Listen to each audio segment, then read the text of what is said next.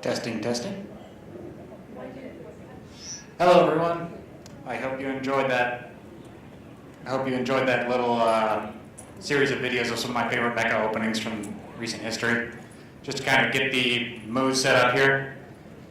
Some of the classics, Gavagar, Zeta Gundam, and some of the more recent ones, Super Robot Wars OG. You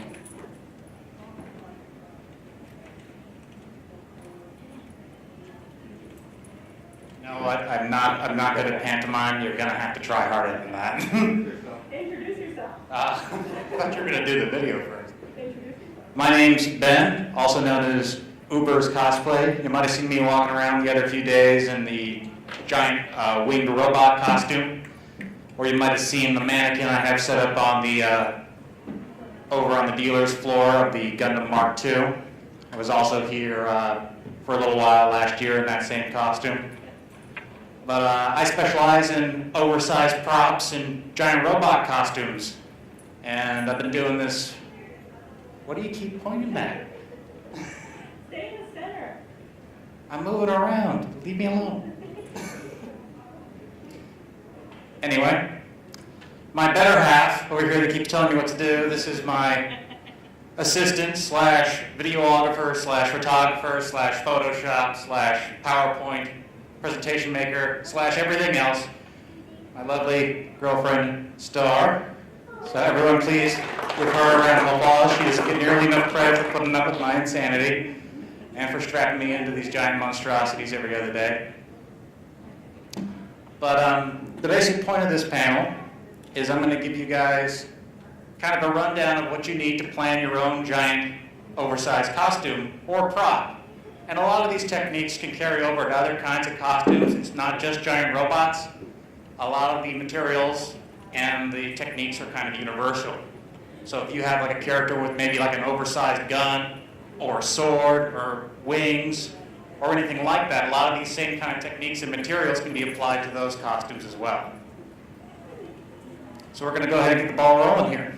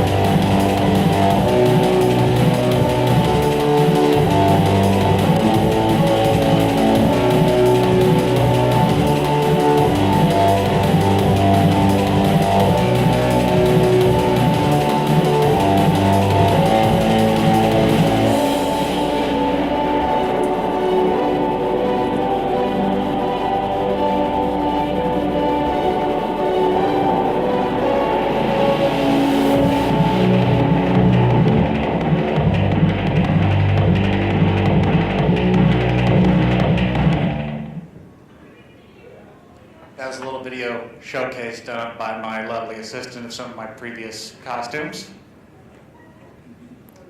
My first costume I did that was a giant robot was the RX-78 Gundam from the original Gundam anime in 1979.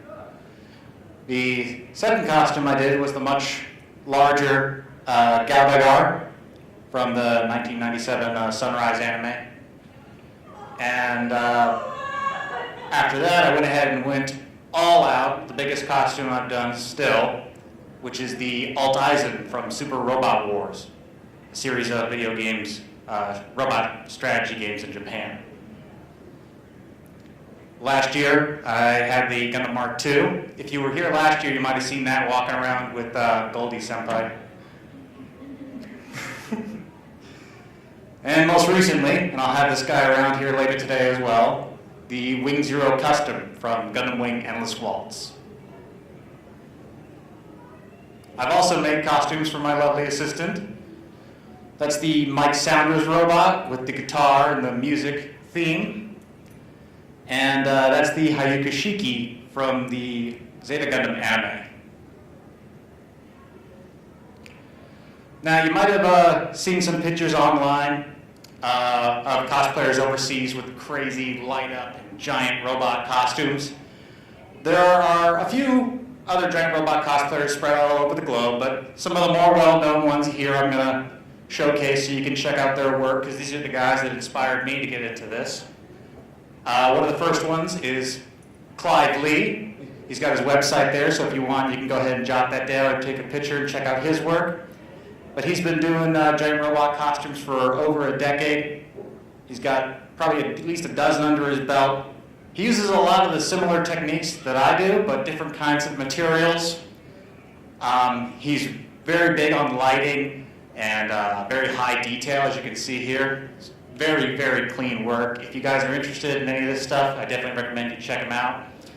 And he also has a very well done PDF tutorial on how to make a basic suit like this, as well as like basic tutorials for how to make patterns for large armor pieces and things. So it's very worth your time to check it out if you're interested in that.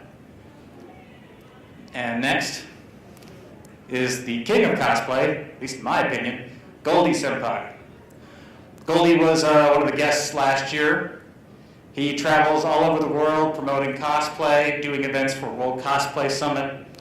He's been doing cosplay for at least, I think, 15 years now, but he does Gundams, giant robots. His Gurren Lagann is the one pictured here, and his costumes are just completely amazing.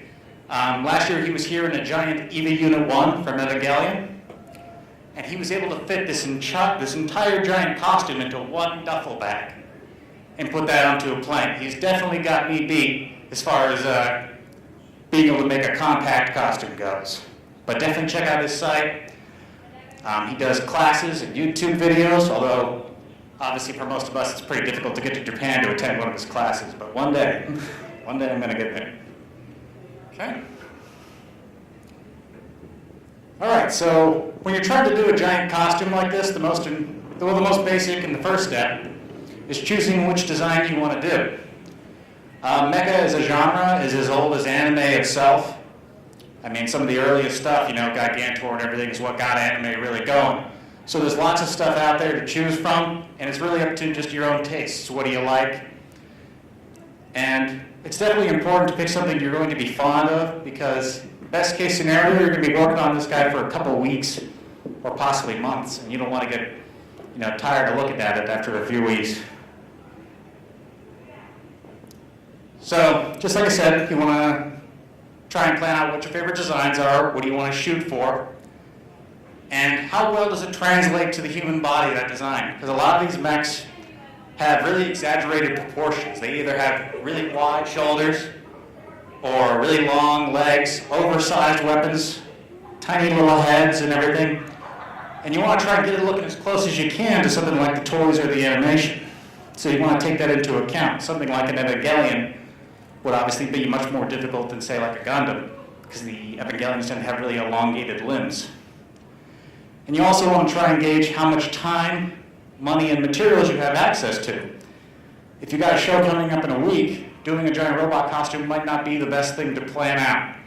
But if you're just building it and you got a show a few months down the road, then you've given yourself some time. And you also got to make sure you have money for materials and things like that, tools and things.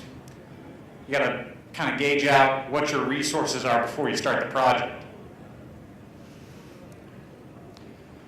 Now, is anyone here familiar with a program called Pepakura? One person, two people? Pepakura is a modeling program for making 3D paper models. You can take like a 3D file from a video game, like say Skyrim or Mass Effect, and do armor like that. And what it is it'll take that 3D model and explode it out to a flat shape that you can then print out on a regular printer. And once you've got that pattern, you can start to make it out of a different material, be it fiberglass, plastic, or other things like that. Now, two things to keep in mind, though, with Pepakura is the viewer is free. The editor to actually edit files is not. A lot of files are already set up, like if you go online and check out the 405 forums and things like that, you can find patterns for Iron Man suits and Halo suits that are already sized and ready to go. For most of these Gundam suits and giant robots, they're meant to represent models that are only a few inches high. So you would need an editor to be able to use this program for it. On the next slide, this is the link where you're able to buy this program. It's only $38, and if you're going to get into cosplay seriously, especially with props, it's definitely worth the investment.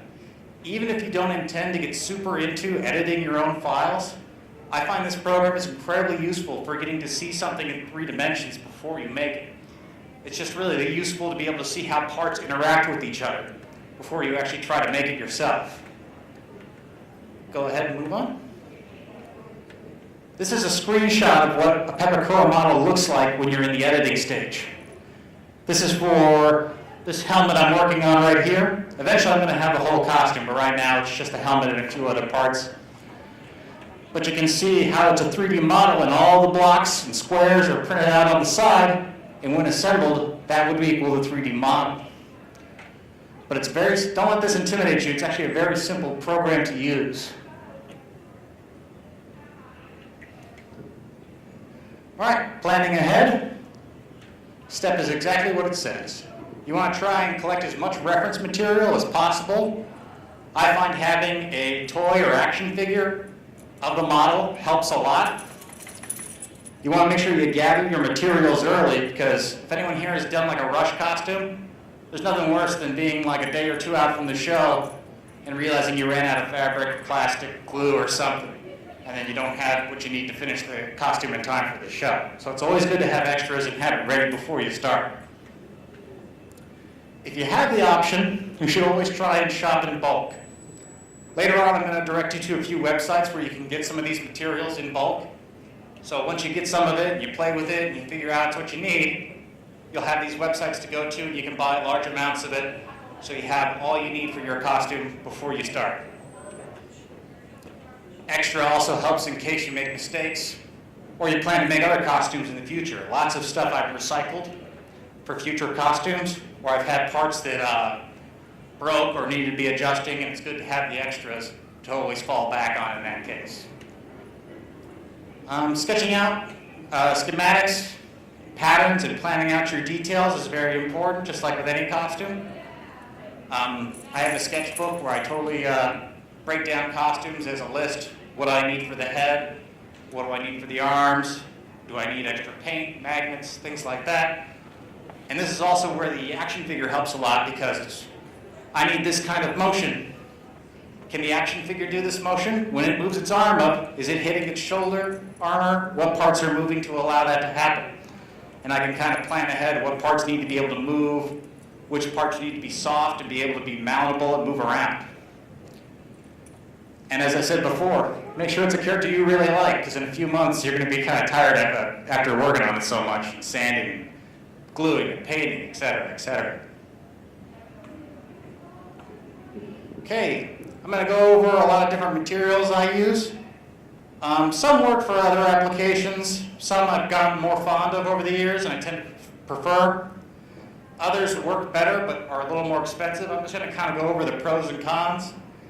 And for some materials, I'm going to pass around samples, especially of the plastics, because some of these, if you guys aren't too familiar with them, they're not as well known.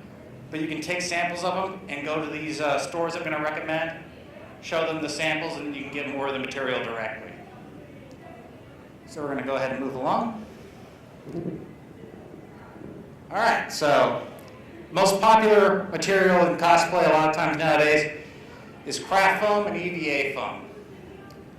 Craft foam and EVA foam is a rubber-based floor matting usually. You can get it at places like Harbor Freight, Walmart, things like that. Same material used in yoga mats. If you go to craft stores like Michael's or Joann's, they sell the much thinner kind, usually sold as the Foamies brand in multiple colors. Craft foam is a really useful, cheap, easy to get material, and it's really versatile because it's useful in so many applications because it's so soft and malleable that you don't have to worry about damaging parts. Especially like if you're in a full suit of armor, you can sit down, jump around, go to the dance, and nothing's going to get messed up really because it's all soft and it will move with your body. Whereas a more rigid thing like fiberglass might be tougher overall, but because it can't move, parts might cut into you or limit your mobility. I'm going to go ahead and pass around some different thicknesses of this material so you guys can get a look at it. This is 1/2 inch, this is 1/4 inch, and this is craft foam. Go ahead and just pass it around. Now there are some disadvantages to EVA foam too. EVA foam on its own does not hold paint very well. You have to seal it with something first. There are a lot of different options for sealing it. You can use Elmer's glue, wood glue. You can use Mod Podge, which tends to flex a little bit better. You can use things like gesso or Thermoflex, which is another kind of stage glue. I find a good option is usually Plasti-Dip, which is a spray-on rubber coating. It does the dual purpose of sealing your foam, and they make it in so many different colors you can usually skip the paint step if you're using a little more common colors. It comes in various colors of blue, camo colors. They actually have bright hot rod colors now too on their website. So there's a lot of options for that. And once you seal it, whether you go the Plasti-Dip route or the Mod Podge or glue route, it'll hold paint a lot better and it'll flex well still too. The other thing to keep in mind is EVA foam does not breathe well. It tends to get very, very hot, especially if you're wearing a full suit. You're basically wearing insulation at that point. So you want to make sure that you plan ahead. If you're going to have a full EVA suit, make sure you're hydrated. Make sure you have access to probably some air conditioning, somewhere you can go to cool off, like either a hotel room or something every now and then. And the other thing to keep in mind is if you're going to just sand EVA foam with something like, say, a Dremel, the dust from EVA foam can be very toxic. So you want to make sure you wear proper protection. Something like one of these, a dual can respirator mask. And that dust, you want to make sure you clean it up very thoroughly. Don't let it get into your carpet, because you can kick it up and breathe it in later. Okay? And here you'll see some examples of the different kinds of craft foam you can get. The multicolored interlocking panels are the kind you see sold in hardware stores as anti-fatigue mats. And the larger rolls are sold either as anti-fatigue mats for workshops or more commonly yoga mats. The multicolored thin sheets are sold usually as the Foamies brand from Michael's or Joann's. And all this material can also be found on Amazon. If you're shopping in larger amounts on Amazon, it can be a little bit difficult because you'll probably get shipping from 3 different places and kind of get mailed for the shipping costs. So be careful with that. Okay, an old standby material is cardboard. Cardboard kind of gets a bad rap, disposable, cheap. But if you're only intending to make a costume to last for one show or a weekend, it's a perfectly viable option. And you can see here some examples I've done with cardboard in the past.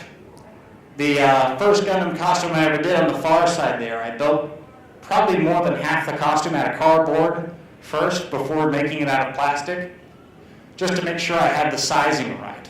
I find cardboard's really good to use for making patterns and things like that for rigid materials. The larger box on the bottom was the start of my Goldian hammer for Gagagar. The hammer, the most important thing was to keep it lightweight because it was so large. So cardboard was the material I went with. And you can also see above that, next to the guitar, I was using cardboard to make mock-ups for my girlfriend's Mike Sounders costume. So even if you're not going to use cardboard as a default material, I find it's really useful to use just as a pattern tool. So you can make a pattern, make it in cardboard, put it on and see how it feels and how it works. And if it's going to work out for you once you transfer to the more expensive, more rigid materials.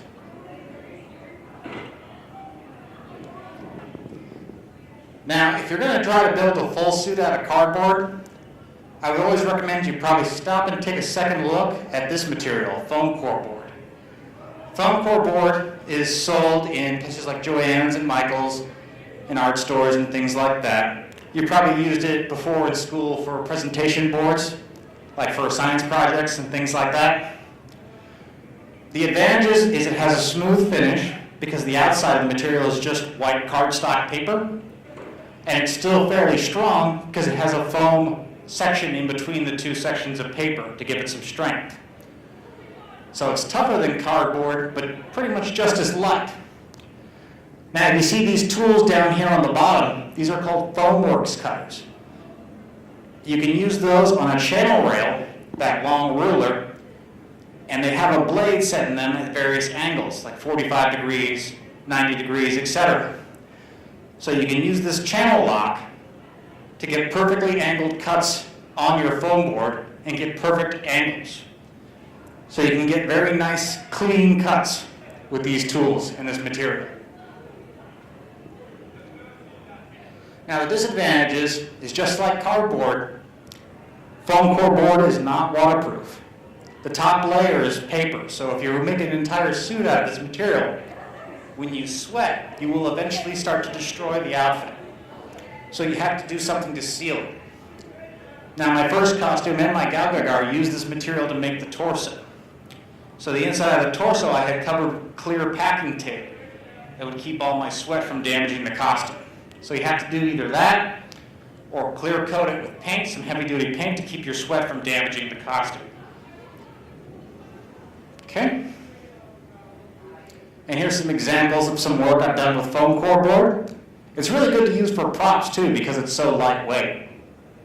You can see how I built up a Gundam beam rifle on the side just by cutting it out onto the sheet, layering it up, and then gluing and taping it together and painting it, and you end up with a very lightweight but solid weapon.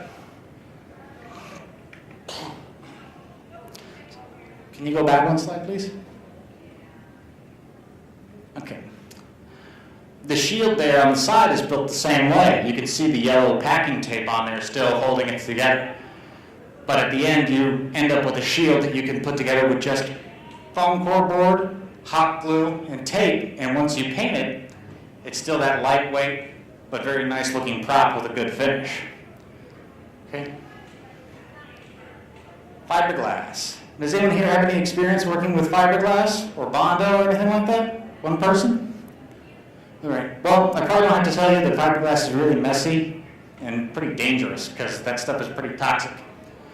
But fiberglass is also the good stuff. It's very, very tough.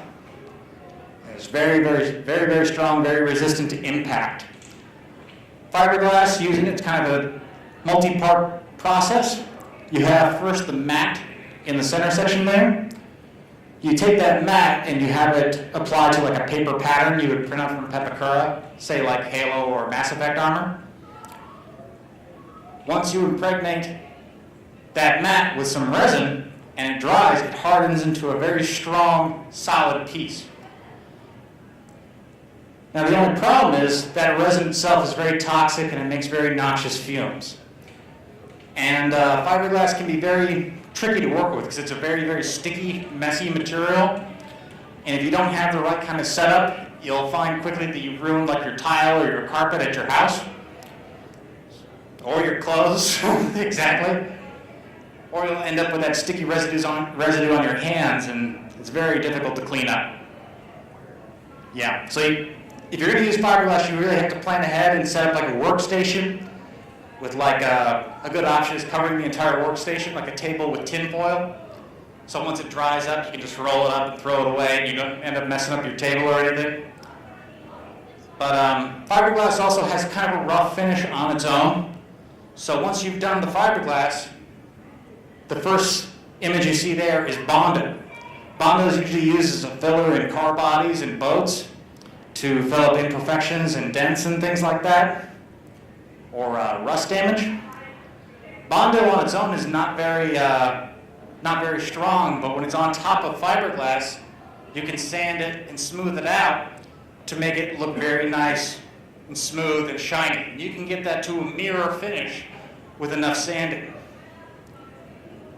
Okay, now, so the advantages are it's ultra strong and durable. It's water and chemical proof. Your sweat is not going to hurt it or anything like that. You don't have to worry about weather. And it can conform to almost any shape and be sanded to that mirror finish. The disadvantages are it's heavy and it's solid. Because it's heavy and solid, you may have a problem filling up an entire car with a large costume that you would not have with, say, foam. With a lot of foam stuff, you can just throw it into a vehicle and go, and the parts are going to move and shift, and they're not going to get damaged or scraped. Not really the case with something made completely out of fiberglass.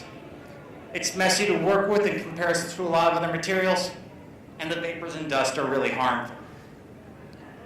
Okay. Sintra PVC foam sheets. Now this is my personal favorite material, and I've got some samples here I'll go ahead and pass around. Now if you're more interested in this stuff, you're free to keep these samples, because a lot of times companies all over will carry this material, but Sintra is just the brand name for 3M. So if you call the company asking for Sintra, they might bombard you with a bunch of information that you don't really have the answer to. So sometimes it's better just to have this ready to go when you walk in there and say, I need this, and they'll give you a generic version of their type of material. So I'm going to give you some 3mm thickness and some 1mm thickness.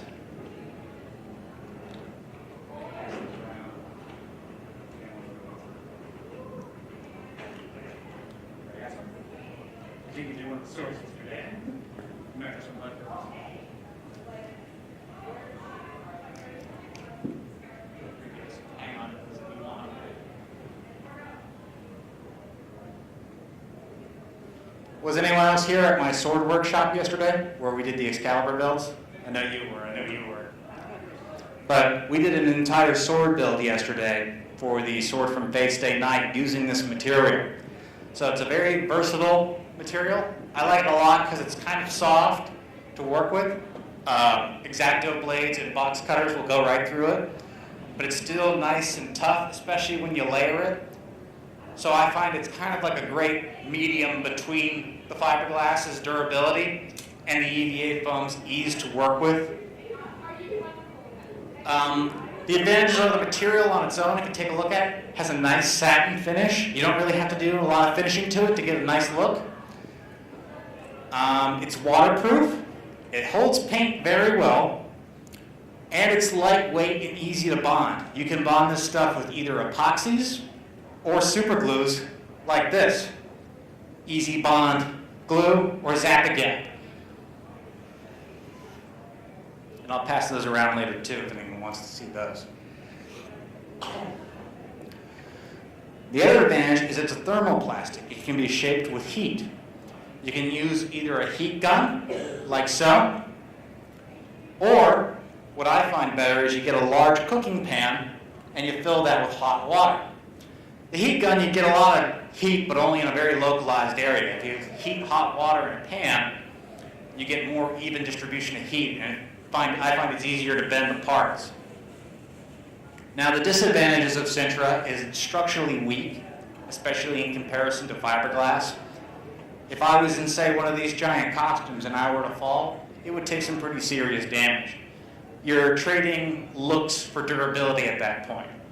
But I always tend to try to shoot for better looks than durability. I want something to look good in person and in photos before I want something to withstand a ton of punishment personally. It can be damaged with extended heat to intense, it can be damaged with extended exposure to intense heat or light. Now, I'm from South Florida, so most of the cons I go to are pretty warm, even in the winter. And I've never had a costume get damaged, except in one occasion because of leaving it in the sun. And that was with my original Gundam costume. I was running around the show and I had left the hands in the back window of my car. And when I came back after a few hours, they had kind of warped and the fingers had turned from squarish into kind of sausages. But it's something to keep in mind, especially if you're going to store your costume somewhere. Probably don't want to store it in direct light anywhere for extended periods of time, like not in front of a window or that kind of thing. And I actually need to amend this. Oh no, never mind.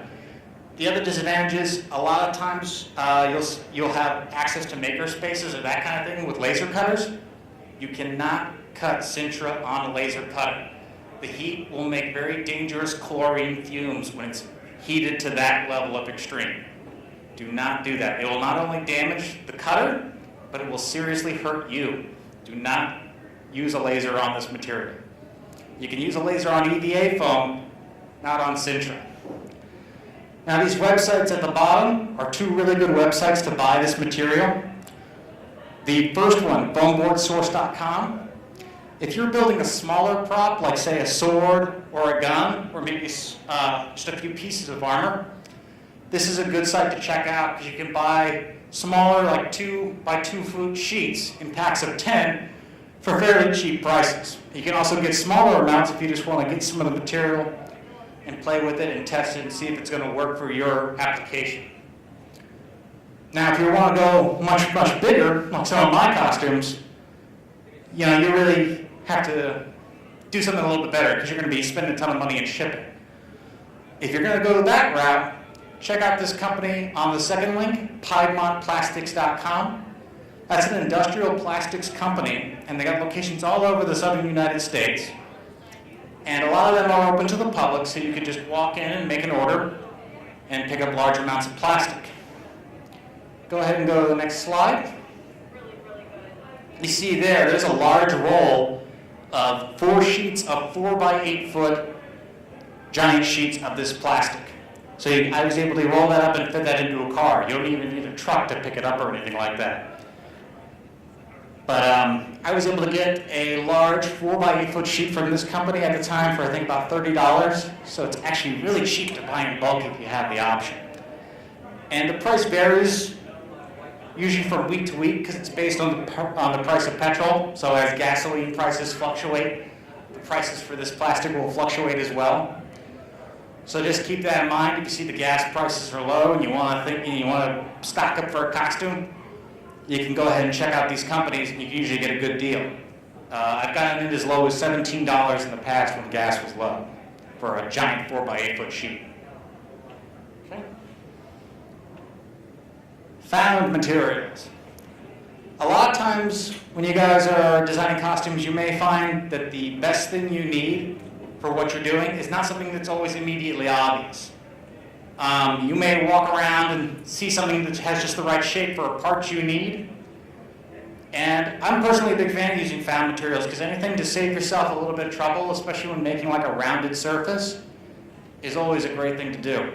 If you check out my Gundam Mark II costume upstairs, the booster nozzles on his backpack are actually made from Dixie cups. But they had the perfectly round shape, and making that myself by hand would have been a big time sink, so it was much, much better just to use a found material.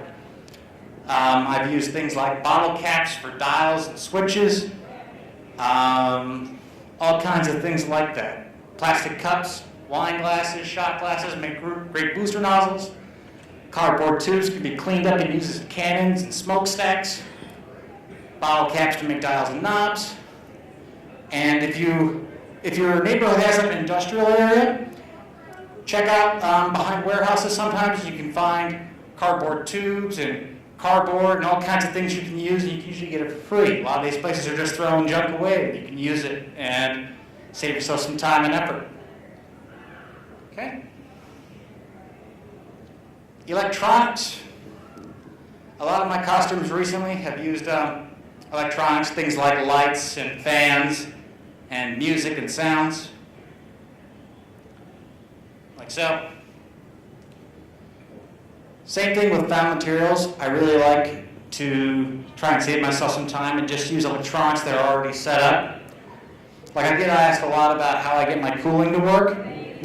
You can see here I just have 2 PC fans and some cell phone extender batteries. Those kind you get like in CVS and Walmart. That say adds extra 8 hours of talking time to your phone and whatnot. These fans, they're sold to like be plugged into like your PS3 or Xbox to give it additional cooling because those things get really hot. So they just plug into USB ports, and they run off 5 volts, and they'll just run all day. And because they run at that 5 voltage, you can hook them up to those cell phone extenders, and they'll just run all day and keep you nice and cool. You know, most of my costumes, I have 2 of those in the chest at any given time, and they're nice and quiet too, so you don't have like the constant whirring, drowning out people so you can't hear them talking to you.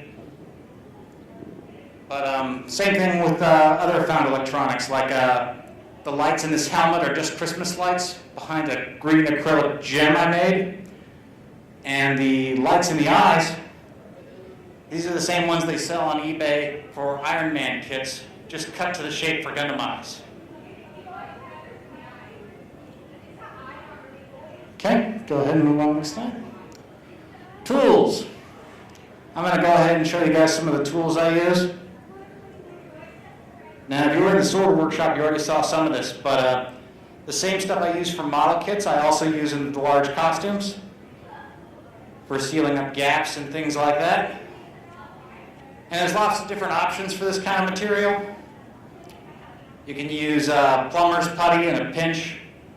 To me, a putty is a great material to use. I like it because it sands super smooth, but it can also be expensive because you have to go through so much of it.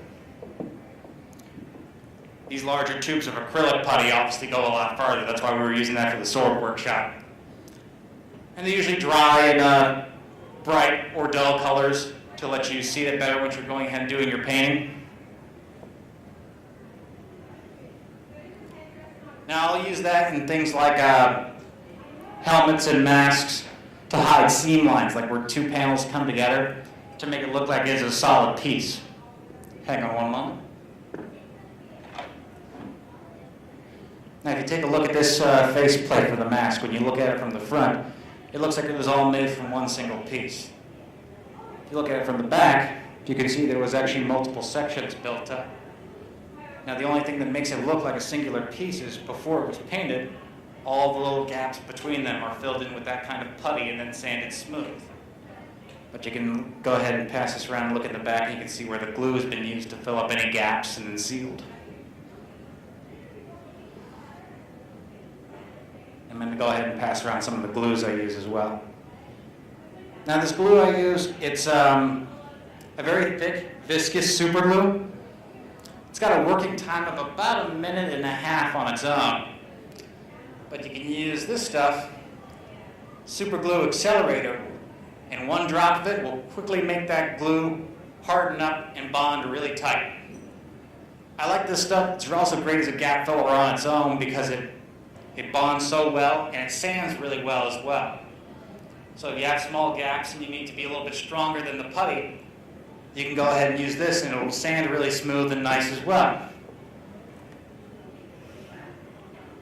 Now also on here you see I have lots of tape, extra knives, sanding blocks and things like that. It's almost like the same materials I use for my Gundam kits, just at a much larger scale.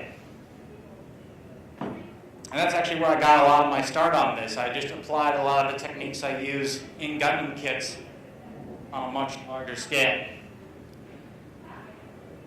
Okay, go ahead and move it along. Now safety. Safety is a topic that gets ignored a lot in cosplay because we're all running on short time usually with, lacking materials and money and things like that, so we always kind of put our own bodies at risk. I'm no stranger to this. There's been plenty of times where I've hurt myself because I was rushing or I just didn't have what I needed to take care of myself. I don't know if anyone here was here on the first night when we did the Cosplay Horror Stories panel, and I was talking about all the horrible ways I managed to injure myself with various power tools and paints and badly designed stilts over the years. But especially if you're going to do paint or sanding. I saw a guy doing this in my workshop. He just pulled his shirt up over his nose, and I had given him one of these at his table. It's like, I understand no one wants to wear the stuff, no one wants to be that guy, but you only have one set of lungs, you got to take care of them. This stuff is carcinogens a lot of the time. If you breathe it in, you'll get lightheaded. you know, you can get sick. If you're doing fiberglass, there's risk of cancer and things like that. Oh yeah. I mean, and especially like this glue, especially, many of you guys were in the workshop yesterday. That glue, when it hits the accelerator, makes eye-watering fumes. And it's not good to breathe it in. So definitely wear your masks. And the other thing to keep in mind is eye protection, especially with power tools, folks. If you're using a rotary tool and you're wearing glasses, don't assume the glasses count as eye protection. If one of those discs breaks off or a piece of material flies off a sanding wheel, it's going to go right through your lenses. They're not meant to withstand impact. Get a set of goggles, put them on, use them. Especially if you're going to use, like I said, something like one of these, a high-speed rotary tool. This is a couple thousand RPMs. When that thing's spinning, if a piece of it breaks off, it's not stopping for anything. Oh, I bet you could. Ooh. Yeah. Oh, yeah. So, I mean, you know, you don't think about it. Now we're wearing safety glasses. Yeah. Off my sheet, get my safety glasses, and then shoot back in my eye. Was anyone watching the Twitch costume contest? There was a costume contest for Twitch where you built a costume and you just had to broadcast it all. The guy that won was a giant guy in an Overwatch costume of Reinhardt, the big guy in the lion-themed armor. Well, one of the things he had was one of his eyes lit up. Not a prop, his actual eye, because he had lost his eye in an accident and he has a prosthetic in his head. That's going the extra mile for a costume, but he didn't intend for that to happen. That was an accident. So, be careful, guys, okay? It's very important. All right? Testing. I do a lot of mock-ups out of paper and cardboard in front of full-size mirrors and stuff before I go ahead and start really finishing up my costume. You can see the pictures there where I went ahead and did the cops filter to my face for my first Gundam costume. Like I said, I made the majority out of cardboard just to make sure it all sized and fit well before I went ahead and moved on to plastic. Same thing there with my Wing Zero costume. At that point, I'm just testing out to make sure all the parts interact and the shoulders are the right size and they're going the right direction. And most recently, my Ground Gundam costume there at the bottom, I'm just rocking out a Nerf gun just to see if the scale is right with a hand weapon. Seemed pretty close. I might even end up using that for the final one, who knows. But you just want to make sure you take the time to test out what you're doing, especially when you're committing so much material and time to this. There's nothing worse than you build an entire part and you have to scrap it because you get to this fitting stage and it doesn't work. For my Wing Zero, the one I'm going to have later today, the entire lower legs, I had originally built out of plastic, but I couldn't get them to fit around the stilts. But I already finished them, so I ended up having to scrap them and rebuild them out of a different material. I actually ended up taking them and cutting them up and using them as extra materials in that sword class. So like the end caps for the sword is actually made out of the first version of my Wing Zero's legs. Helped me keep the cost down for the panel though. Yeah, I tried to recycle as much as I could. So there's like a leg sitting in the back of my workshop with a bunch of holes Swiss cheesed into it. Okay, go ahead. Suiting up. Did anyone get to see my suit up yesterday morning? I was in here and we just went through and the whole process of how I suit up. Well, more or less what I do is I use a lot of different methods for attaching the armor onto my body. Some pieces are just held on by tension using upholstery foam. Some parts are velcroed on to like a rigging system, like this waist piece you see here. It's like a skirt I wear made out of wood and fiberglass dowels that has the Velcro tabs on it that all the armor attaches to. That way, when I lift my leg, the armor flap will move with it. When you're using Velcro, especially with larger and heavier armor parts, make sure you attach it from two different directions. Don't just have flat Velcro on flat Velcro. have a flap that goes to the back of it as well, so it grips it from two directions. That way if someone grabs a piece of your armor or something gets bumped, it doesn't fall off. They can grab it and it's held on from two different sides. I go through a lot of Velcro. I get the big boxes on Amazon. I usually use about half of a box for one costume, just because I like to use it much on the front and the back, so that everything's well secured. Backpack straps and clasps. I get those off of Amazon as well. Basically wearing like suspenders that are holding up the waist armor, and everything's supported from that.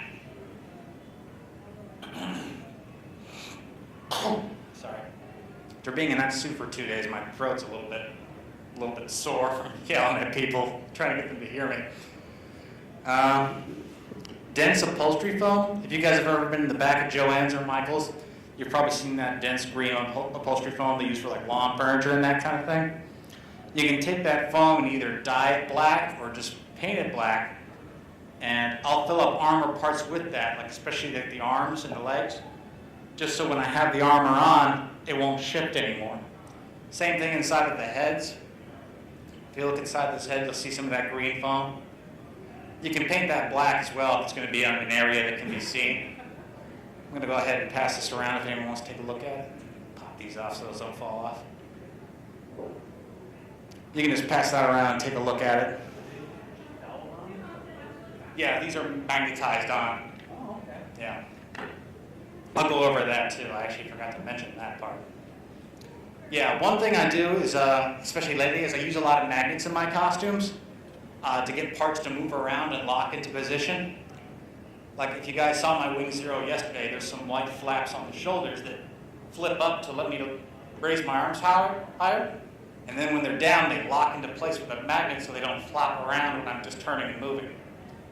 Same thing with these crests. A lot of times I have these magnetics. I'll be walking around talking to people or just going to the rave after the con with the helmet up, and if I bump someone, they fall off, but they can pop right back on. And this one, this has a fun little gimmick. I got my own Moon Tiara magic.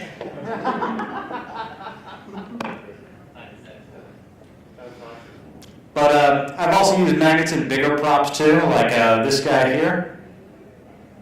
I don't know if anyone saw me walking around with this yesterday. It was just 2 pieces. That's because it can do this. Exactly. So it's 2 separate rifles. And you can see there's tons of rare earth magnets all in different points. So it can separate and use them individually or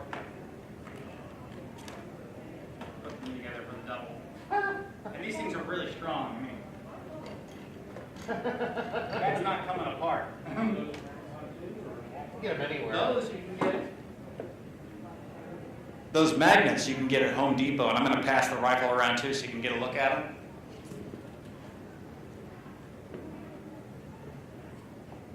They're the large ring-style magnets, and then there's some smaller ones for the smaller section with the flip side.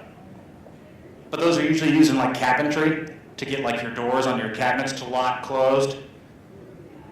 But you can get packs of 3 of them. They're a little bit expensive. They're like $10 a pop.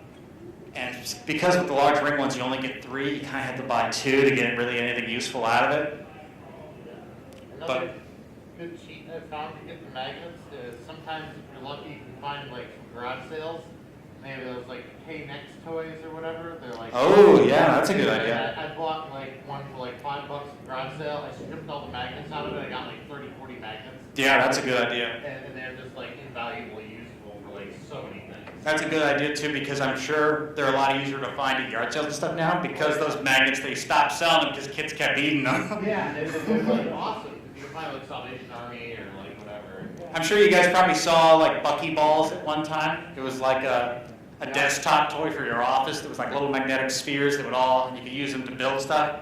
They stopped selling them because kids kept eating, thinking they were candy, and they would put holes in their intestines. It's not fun. But they work great for props. Yeah, they're great. I use them for the masks. Like whenever I pop my mask off, that's just being held in with magnets. The rifle's magnetic. Nice. I have the shoulders on my Gundam ground type of building. When I lift my arms up, there's a click when the magnet unhinges, and then a click when it goes down. The cockpit door on my Gundam ground type opens with magnets, closes with magnets. On my Mark II shield, the one upstairs, the shield was kind of like a Swiss Army knife. The mask I could pull off and attach to the shield when I wasn't using it. The ammo pack for the rifle was magnetic. I could pop that off and store it in the shield like I was going to reload my weapon. So a lot of stuff for magnets, especially if you're going to do like a full suit with a mask. I love being able to take off the mask and stop to talk to people without having to take off large parts of the costume. I find that's really helpful. Okay, so let's go ahead and move along. Mecha Pit Crew. Is my lovely assistant hopefully going to talk to this audience? Will do. Everyone, please give my lovely assistant Star a little round of applause. And she does costumes too. She's wearing this lovely saber outfit. Hi everybody! Now when it comes to giant props, giant costumes, anything of the sort, you kind of need a designated handler with you, whether it's a family member, friend, boyfriend, girlfriend, whatever it may be, because it's kind of unwieldy to do it by yourself. Like, there's people who do it. We have no idea how they do it because we cannot possibly do it ourselves. Because you need someone who probably knows your costume and or prop as well as you do. So if something were to malfunction while you're wearing it, that person can just dive right in, give you the detailed report, or do the minor repairs as it happens. Also,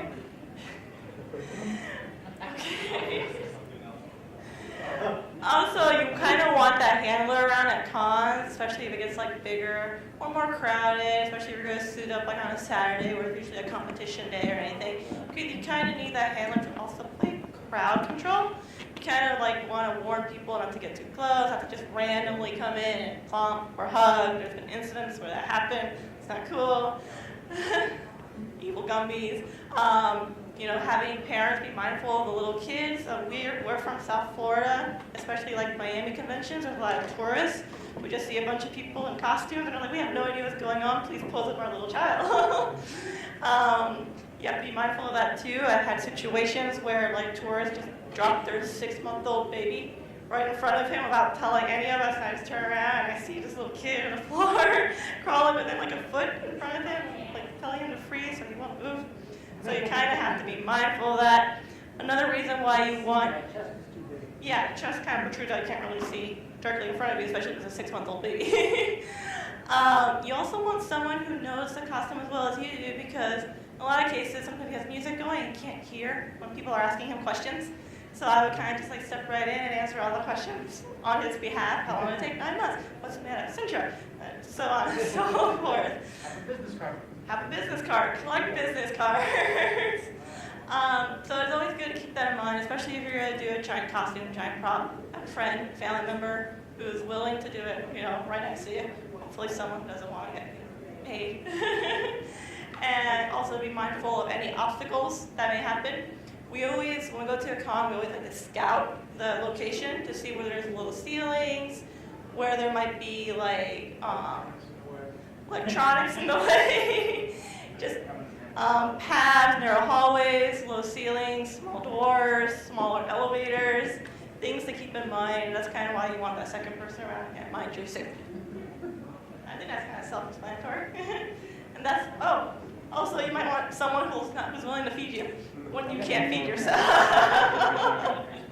In this case, he was thirsty and I got him a Coke. So yeah. And I'm handing the stage back to you. All right, sorry about that. And if you guys want to, for future questions on Facebook, I'll usually respond within a day or so. Also, feel free to ask questions and interject at any point. Yeah, at any point you guys want to stop and ask questions, or you want somebody to explain more detail, or you want to come up here and look at something, be my guest. Come over here, poke and prod it, whatever you want to do. All right, well, she's running back there. That's her giving me a Coke. Yeah, she's also directing me on stage. I couldn't see it with all the house lights. All right, so here I'm going to go over like the specific step-by-steps for making one of these helmets. Specifically, this is the Gundam Mark II helmet, the one on the mannequin upstairs. So if you want to take some of these pictures later on, go upstairs and take a look at it, and you can kind of see like some of these steps I went through and see some of the different materials and methods I used to make this helmet. Okay? So first off, like earlier, we started with the Pepakura model. This model was made by a Korean designer called Ete. A lot of these models are freely available online. Some of them you have to pay for because these guys are artists. They don't do their work for free. So look them up. A lot of times they aren't English speaking, but you can run through a translator and send them a message. And just like with this model, I had to purchase this from the artist. And then I was able to go ahead and edit it and use it for my own purposes. If you do this, do not distribute files after you've edited them. The artists do not like that. And I'd like these guys to keep making stuff because they do really good work. So here I've taken the model and I've isolated all the parts just for the helmet because this was all we were working on for this step. But you can see how it's a lot of different flat parts separated out. Like these parts right here are the sides of the head. The green areas are the gems on the crest. The yellow parts of the crest on the top of the head and various parts like that. But you can also see the perforated lines because this is all going to be separated and printed out by a regular office printer, and then you can copy it from there. So we're going to go ahead and move on to the next slide. And here you can see where I printed out those designs in paper, and I'm adjusting them to make sure they fit. The first one I went ahead and built, and it was too small. It didn't quite fit. So I was able to go into the designer program. That's the one you have to pay to get. And up the scale a little bit. There's a really simple tool in that program that just says upscale by 10%. If you need to be really specific, you can go by millimeters. So you have lots of different options for sizing. It's not difficult. I recommend everyone check out the program. So once I had the size locked in and I was sure it was where it needed to be, I went ahead and printed out all those pieces on the next slide and taped them down to a large sheet of the Sintra. Now it might be a little bit difficult to see because it is white paper on a white piece of plastic, but all these different patterns are cut out now and taped down to this sheet of plastic, and now they can be cut out. On the next slide, you'll see those pieces. And now we're starting to get something that's looking like giant robot origami or something like that. But all these pieces are cut out, and now they can start to be taped together. On the next slide. At this point, this whole helmet is put together with just either masking tape or clear Scotch tape. Now, when I passed around the helmet, you might have noticed that on the inside, all these seam lines, there's lots of glue. Once I have it taped together, that's when I apply the glue and use the sealer, the accelerator.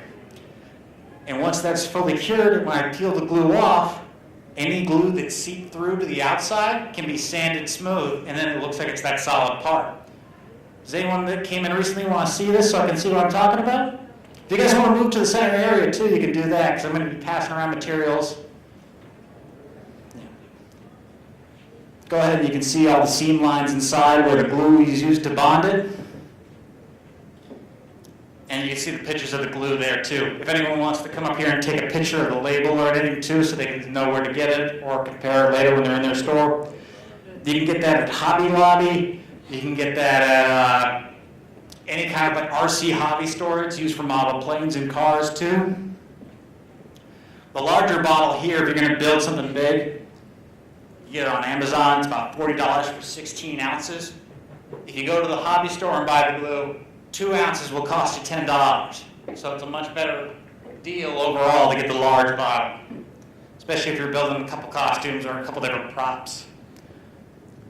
Okay, so once you've applied that glue, on the next step, you got to clean it up because you've just done rough cuts at this point and a lot of seam lines because these models are meant for paper and because the original models were very small, when you blow it up to that size, the clearances are much larger. Here, let me grab that helmet back. Does anyone else want to see this? Up close? Yeah, okay. So what you'll do is if you have any larger clearances, that's where you can use stuff like this putty, just like you would on a Gundam model kit, to fill up some of those gaps. Now you see that gray material on the side of the helmet there? That's this putty here. Now this stuff is not very strong, but it's useful for filling up smaller gaps and smoothing out and rounding parts. The glue is what's holding everything together. This is just to make it look cleaner. And you can get a lot of different kinds of this stuff. This is the Tamiya brand. This is the much larger acrylic kind from 3M. You could get this at hardware stores. It's used for like sealing drywall and things like that. So once you've gone ahead and applied that putty, you can go ahead and start sanding that away with like either 400 grit sandpaper. It's very soft. Like I said, you don't need a lot of pressure to take it off. Go ahead. Now once you've gone ahead and sanded that, you can go ahead and move on to the priming.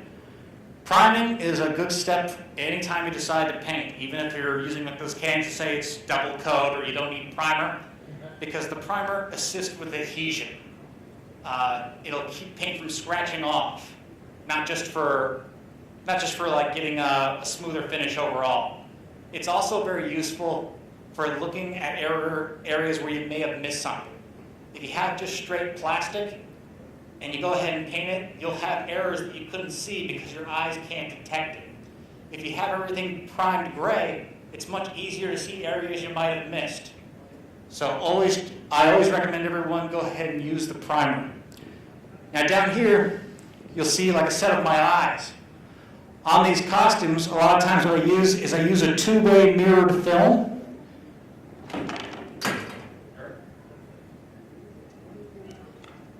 So this film lets me see out, but it doesn't let people see in. So if you look through this, you're able to see just fine through it, but people can't see you. This film can be a little bit hard to find. For the longest time, I couldn't find the colors I needed. If you guys want to see it. Anyone wants to see the film, just ask for the mask. For the longest time, I couldn't find the colors I needed. What I would do is I would go to like Party City around Halloween and get a Master Chief mask with those gold ones in it and just rip out the eyes from that, because that was the only place I could find this stuff. But then all my Gundams had gold eyes, and it was starting to get weird because a lot of them have green eyes. But you can go to on Etsy and look up Stony Props. He sells mirrored film, specifically for things like Halo helmets. But it works in this application too. You can cut it to whatever size you need and use it for your eyes. It works in Halo helmets. I've seen guys use it in Boba Fett helmets. If you're going to use anything with a mask and you need to be able to see out of it, it's a good option to check it out. Though you might want to invest in anti-fog solution too for your lenses, especially if you have a helmet on all day. I'm sure you fogged it up before and you're dying and you can't see anything. Okay. Okay, after this stage, I've gone ahead and primed everything and I've painted it all. At this stage, you can see it's still lacking a lot of detail. It just looks like straight plastic with paint. There's nothing else done to it at this point. Now, a lot of times what I'll do is for detail areas, rather than paint, is I'll actually cut out a panel of the Sintra material, paint that the color I want, and then glue it on. The advantage is it gives you kind of a neat three-dimensional effect, and you don't have to worry about paint getting scratched off because it's actually a hard piece of plastic that's bonded to there. So you see like the black vents on the side of the mask and the blue sensor eye on the top. That's not just paint on the plastic. That's an actual individual piece of plastic that was painted and then glued into place. Okay? Oh, I always forget there's not the last slide because this is the last one. But you'll see here on this guy, like all this black detail, that's not paint. That's an ultra thin little sheet of Sintra I cut with a blade and then painted black. So that's like actually a three-dimensional little detail.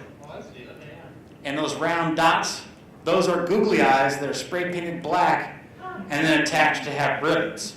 But it's a lot better than just having like a black painted dot on, because then you have a neat three-dimensional effect when people are up close. Same thing with like this armor panel on the side.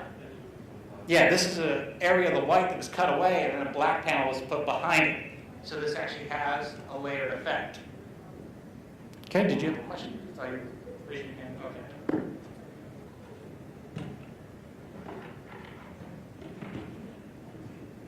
Alright, and that's pretty much it for this panel. At this point, I'm going to go ahead and open up the floor for questions, or if anyone wants to come up here and see any materials or tools or any of the parts of my costumes I have up here more closely in detail. Does anyone have any questions for me about anything, any costumes, materials, anything like that?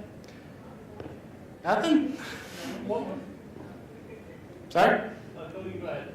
Yeah, what is that? Do you actually make like a thin, like store or something out of it? Or is it gonna? Take out a 3 millimeter? You saw the one from yesterday, how I put the steel core in there? Yeah. You could do it, but I'd always recommend you have something a little solid on the inside, especially if it's going to be something long. If it's a dagger, you're probably fine. It's not going to wobble too much. If it's a sword, you should probably have the steel core just for added strength, and so it doesn't do that wobble. That's why the one we did yesterday had the steel core in there, because I knew people were going to be swinging them around. I didn't want something flying off. But like a steel core, you can get one that's smaller than that. That one was 6 millimeters. You can get a 3 millimeter and make a much thinner sword. That one was intentionally wide because I don't want any of my stuff to ever be confused for a real weapon. Yeah.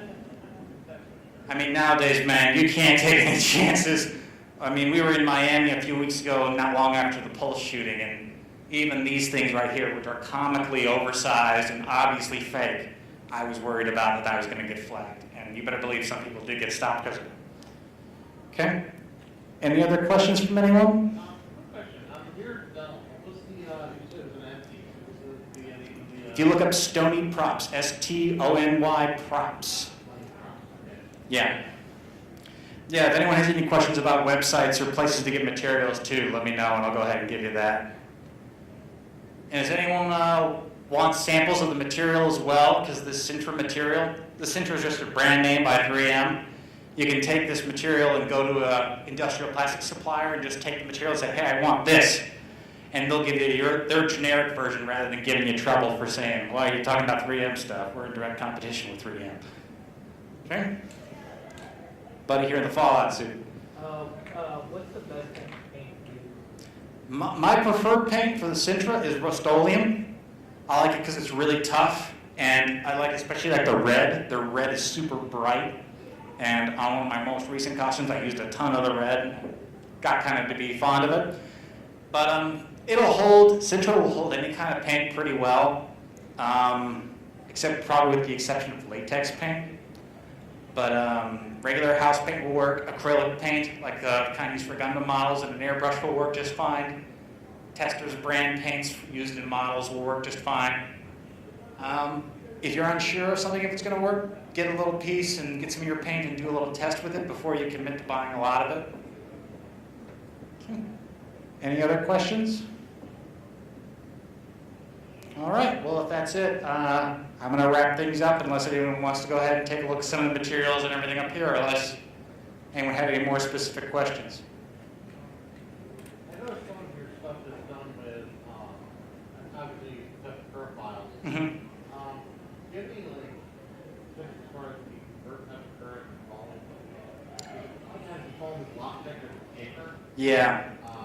And sometimes, like, I'm going to be doing Cyberman too, in the future, and I know type of profile is a lot of detail, and it's like, some of the stuff I know can kind of cheat some ways. Mm-hmm. Some other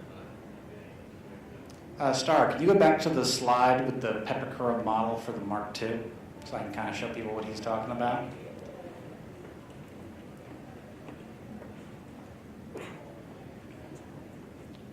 Right there, the one at the bottom. Yeah, go to that. Well, what he's talking about is this pattern right here. This is set to be used in Sintra. So there's a lot of singular panels, and it's very geometric. With something that's more rounded, to do it in foam, those vertices don't translate well. What you can do is when you have a part like this, where there's all these sharp edges, when you're cutting them or when you're tracing them, round them out, and when you bond it in the back, you can, after you bonded the part, you can kind of smooth out that edge a little bit so it ends up a little less geometric. With things like Gundams, I'll show you a few examples of areas on the head where it was more geometric, where I rounded it a little bit.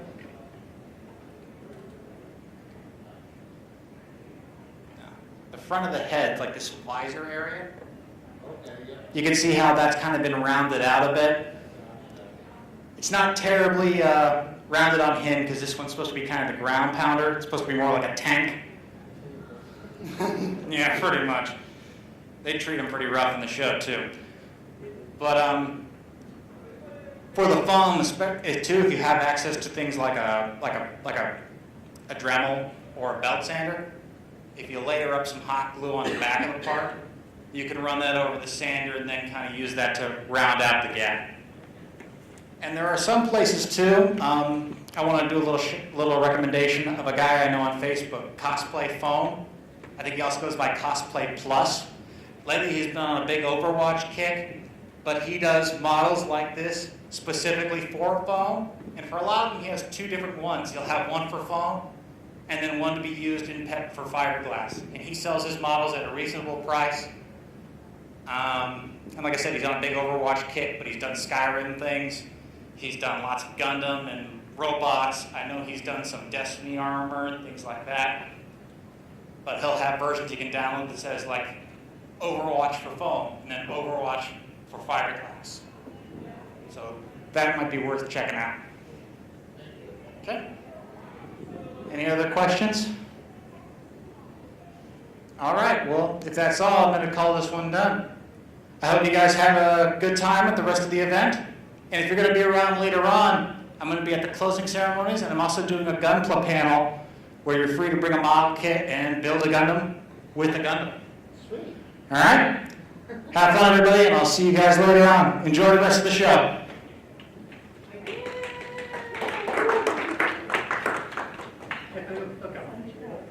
He's taking it.